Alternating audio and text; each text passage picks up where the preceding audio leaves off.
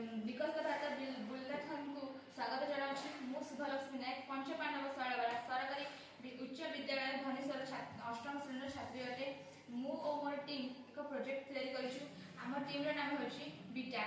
आम ए प्रोजेक्ट रो उद्देश्य होछि आधुनिक जुगरे आधुनिक भारत रे विज्ञान रो अग्रगति दिगरे अणपारंपरिक शक्ति यथा पवन शक्ति और सौर शक्ति रो अवदान को दर्शाउछि।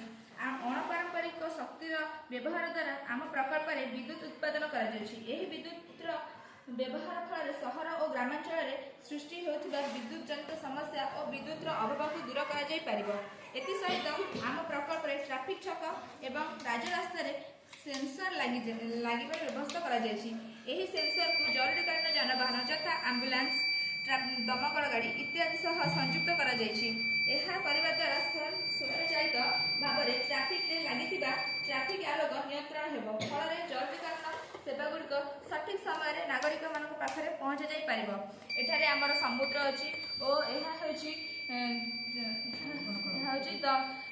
पवन कल और ये सोलार पैनल अच्छी एठारे सेंसर लगी जिते आमर जिते आम ट्राफिक छकरे कौन से एक आंबुलांस गाड़ी दमकल गाड़ी आसूसी सेंसर द्वारा यह आपे आपे सेंसर लाइट जलवाक लगे जहाद्वारा कि आमर गाड़ी अलग गाड़ी मान स्थिर हो जेहेतु समुद्र अच्छी तो ये समुद्र बेलाभूमि अच्छी ये अधिका परिमाण पवन आसुव तो यही पवन को आम विद्युत उत्पादन द्वारा तापज विद्युत शक्ति तापज विद्युत उत्पादन उपर आम कम व्यवहार उपयोगी होगा निर्भर करवा।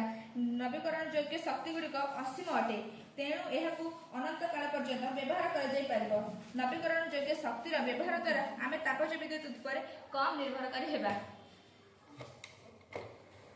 द्वारा ये सेंसर लाइट द्वारा आमर जो आंबुलांस गाड़ी और दमकल गाड़ी सुविधा सुजोग रही।